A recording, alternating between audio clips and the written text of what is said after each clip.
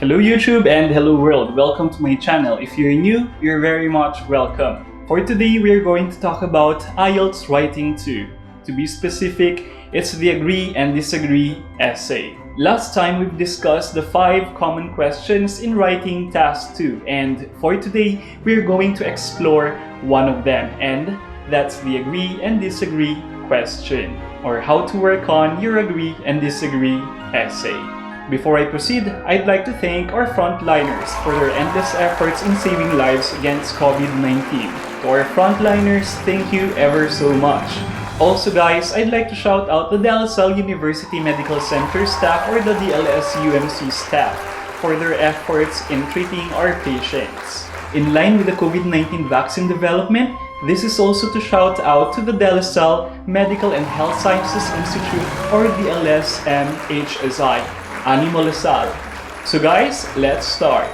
So let's refresh your agree and disagree question. This question aims to identify your side regarding a specific argument. So you will have to express either your agreement or disagreement with regard to the issue. Okay, so we've got the agree and disagree question wording. For general training takers, you may encounter do you agree or disagree. On the other hand, for our academic module takers, you may encounter the question to what extent do you agree or disagree. So it's best to use words like strongly so as to define the intensity of your agreement or disagreement to the argument. So what are the steps when you're tackling an agreement, disagreement, question or essay? So how do we attack the agree and disagree question? First, be sure to read and understand the question, as this enables you to think or reflect on the given issues and what is asked. Therefore, you'll be able to answer and write your essay properly. After that, gather your ideas. Be sure to write your thoughts down on the test questionnaire. This helps you generate your ideas that you could include in your essay. After you've written your ideas, then you may begin writing your essay. Now we are going to structure your essay. Let's talk about an effective format that will score you band 7 or higher in this task. In terms of your agree and disagree question, it's best to follow this structure. This is neither a rule nor a requirement, but it guides you construct your essay in a way that it boosts cohesion, one of the marking criteria in your IELTS writing section. Overall, your essay will have 4 paragraphs, which are the introduction, body paragraph 1, body paragraph 2, and your conclusion. For your introduction, you have to write the question in its paraphrased form. Then, include your opinion, which is whether you agree or disagree with the argument, or if the question is asking for the extent of your argument, you may use strongly agree or strongly disagree. Next is your body paragraph 1 and your body paragraph 2. For both paragraphs, you have to state your topic sentence and also to expound or add supporting details to it and cite an example to further support your point.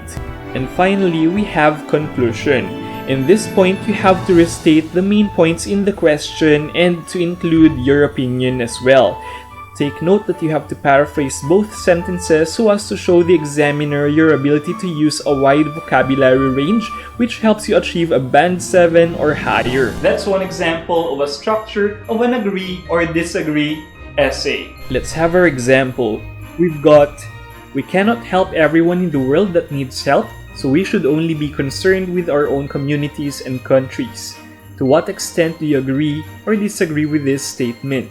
So before we start writing, we should understand the question, and this is asking if we agree or disagree on limiting our supports to our own communities and not the distant ones. Since the question also asks the extent of your agreement or disagreement, it is best to use emphasis word or phrases such as strongly agree or strongly disagree. After reading and understanding the question, we may start generating ideas or gathering thoughts. For the purpose of this presentation, our choice will be disagree with the argument. Just think of 1 or 2 reasons why you did not agree with just being concerned with your locality because of the inability to help everyone. In this example, we'd like to help other people regardless of distance, as people can help others in their own ways, meaning both small and large scale. Also, we choose to help others as it fosters new relationships with them, such as friendship. Helping other nations may also help expand the economy, as they could be potential trade partners in the future. In addition, nations working hand in hand will also promote world peace in the long run. Guys, you may have other ideas in mind, but these are the reasons we're going to use in this tutorial. Now we're ready to write our essay. Let's start with the introduction, and we've said earlier that in writing the introduction, we should paraphrase the question and state our opinion. Take a look at the original statement in the question. Do not copy this as part of your essay if you're aiming for band 7 or higher. Going back, our paraphrased question is this. It is argued that people's support should only be limited within their national territories, secondary to the thought that they cannot help every needy around the world. After we've paraphrased the question, it's time to state our opinion. At this point, I'd like to emphasize that you should make yourself clear on your choice, whether you strongly agree or strongly disagree. While some candidates tend to take a neutral point of view, it is best to choose one for you to have a clearer stance in your argument. Again, this is our question paraphrase. This is the first sentence in our essay. So our take in this argument would be, I strongly disagree with the idea, as we can help people either through tiny or massive efforts, which also foster our relationship with other countries. Take note that we used strongly disagree to address the extent of the argument in the task question. This would boost your task response, which helps you achieve band 7 or higher. Therefore, our introduction would be this. It is argued that people's support should only be limited within their national territories, secondary to the thought that they cannot help every needy around the world. I strongly disagree with the idea, as we can help people either through tiny or massive efforts, which also foster our relationship with other countries. Now let's proceed to our body paragraphs, and this is our format per paragraph. Again, be sure to include one reason to support your opinion for each paragraph. Moving on to body paragraph 1. We start writing our topic sentence, which is, in my view, because you're expressing your opinion here, in my view, people can help those who are in need in their own ways. Then, we support that sentence with another sentence. Our homes and schools have taught us a solid foundation of teamwork, which has enabled us to support our family members, friends, and schoolmates. Then, let's add an example. For instance, some local communities organize events such as collection of recyclable materials such as paper, aluminum, and glass, and the proceeds are sent to neighboring local communities that have been distraught by disasters like fire or typhoons. On a larger scale, well-established businesses like face mask manufacturers could donate their products to frontliners in other communities or countries as they battle the pandemic. So once you're happy with your paragraph, it would look like this. Now, let's go to body paragraph number 2. Again, let's write our topic sentence. Improving our mutual relationship with distant, local, and international communities is another reason why we should support them, especially during a crisis. So this sentence reflects our second idea during our gathering of thoughts from earlier.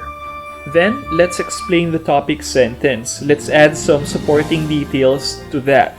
Our example would be acts such as giving are based on social responsibility and mutual respect. They nurture harmonious relationships among people regardless of age, gender, and color. Then, let's give an example. An example is donating personal protective equipment to frontliners in other nations during this pandemic.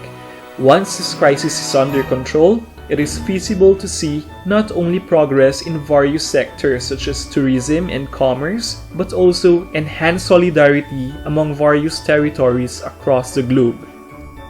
So guys, our second body paragraph would look like this. Now, we've already written our introduction and 2 body paragraphs. Let's write our conclusion. Again, this part contains the gist of our introduction and body paragraphs. Therefore, we'll restate our main point and opinion. And I'd like to stress the word restate.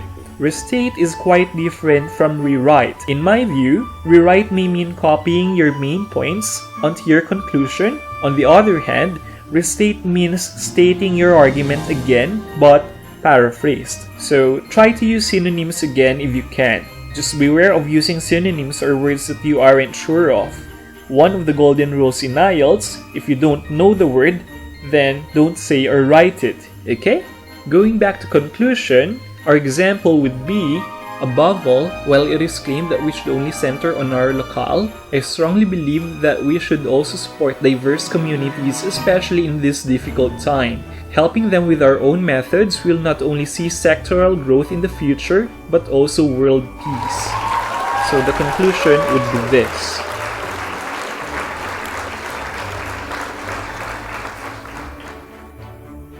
So if we combine all 4 paragraphs, we'll arrive with our introduction, with the paraphrased argument in black and your opinion in blue. So I've highlighted the topic sentence, supporting details, and examples. You may also pause the video if you want to scrutinize or examine how we constructed the sentences.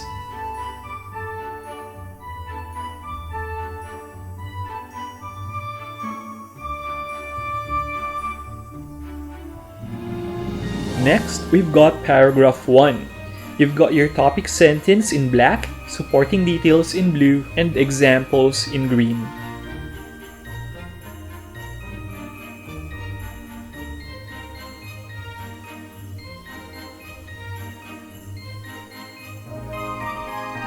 Then, we've got paragraph 2. Again, black is your topic sentence, blue is your supporting details, and then green are your examples.